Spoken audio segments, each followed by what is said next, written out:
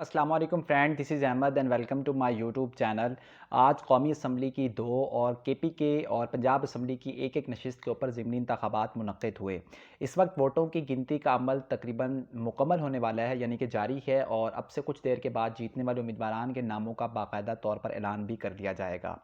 अगर हम पंजाब में होने वाले ज़िमनी इंतखाबात की बात करें तो यहाँ सियालकोट में कौमी असम्बली की एक नशिस्त के ऊपर और गुजरांवाला में वज़ीराबाद में सूबाई असम्बली की एक नशिस्त के ऊपर इंतखाबात हुए। सियालकोट में NA 75 के ऊपर आम इंतखाबात में पाकिस्तान मुस्लिम लीग नून के पीर इफ्तिखारुल हसन शाह साहब, जिन्हें ज़ाहिर शाह के नाम से भी जाना जाता है और ये इलाके की काफ़ी जानी मानी शख्सियत थे, वो MNA मुंतखब हुए थे। उनकी वफ़ात के बाद ये नशिस्त खाली हुई थी और यहाँ पर पाकिस्तान मुस्लिम लीग नून की सैयदा नौशीन इफ्तिखार और पाकिस्तान तहरीक इंसाफ के अली असद मलिही के दरमियान काफ़ी कांटे का मुकाबला देखने में आ रहा है।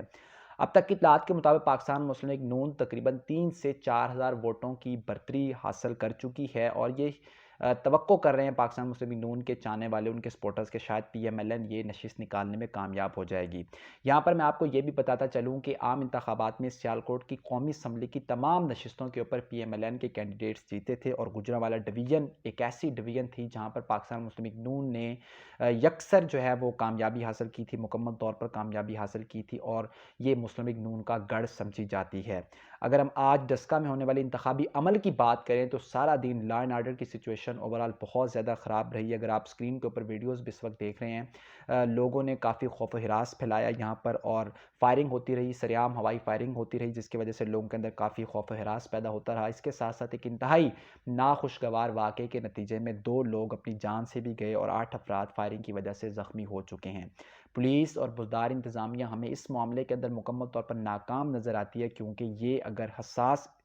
पोलिंग स्टेशंस थे, हसास इलाका था, तो इंतज़ामिया को पहले ही चौकन्ना होना चाहिए था और इस तरीके के वाक़यात जो हैं वो रूनुमा नहीं होने चाहिए थे।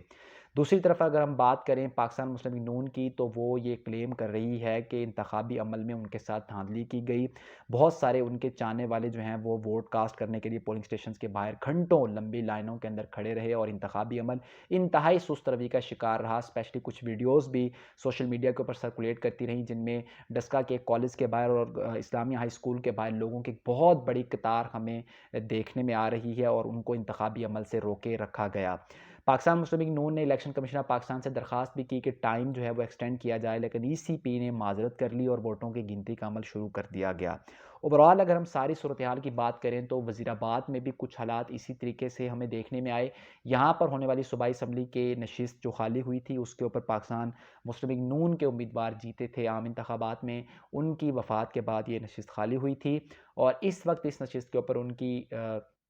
अहलिया और पाकिस्तान तहरीक इंसाफ के कैंडिडेट के दरमियान भी मुकाबला देखने में आ रहा है, लेकिन PMLN यहाँ पर तो बहुत ज़्यादा लीड लेती हुई हमें नज़र आ रही है और इस वक्त की इत्तलात तक तकरीबन 8,000 वोटों की लीड है PMLN के बाद और ये तवक्को रखी जा रही है कि PMLN ये नशिस्त निकालने में भी कामयाब हो जाएगी।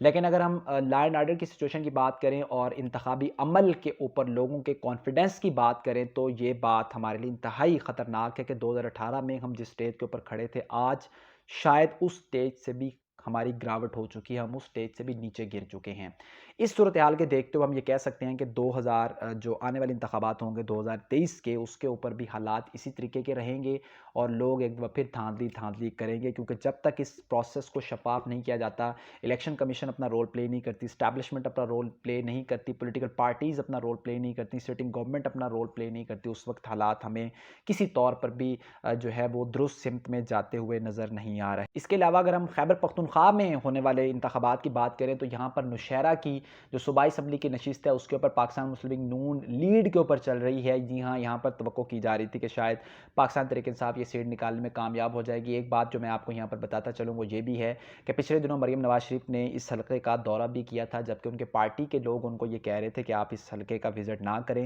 लेकिन उसके बावजूद वो वहाँ पर गई, लोगों का एक अच्छी खासी तादाद वहाँ पर आई और आज पाकिस्तान तहरीक इंसाफ को वहाँ पर भी टफ टाइम का सामना करना पड़ रहा है। कुरम एजेंसी साबका कुरम एजेंसी में होने वाले कौमी असम्बली के जो है इंतखाबात की अगर हम बात करें तो यहाँ पर जमीयत उलमा इस्लाम काफ़ी मार्जिन लेती हुई नज़र आ रही है और यूँ अगर हम सम अप करें हमारी सारी गुफ्तगू को तो पाकिस्तान तहरीक इंसाफ चारों नशिस्तों के ऊपर इस वक्त पीछे चल रही है और थोड़े दिन पहले होने वाली जो 3 नशिस्तें खाली हुई थी, 2 सिंध की और एक जो है वो बलूचिस्तान की थी, वहाँ पर भी PTI को काफ़ी बुरी सूरत हाल का सामना करना पड़ रहा था।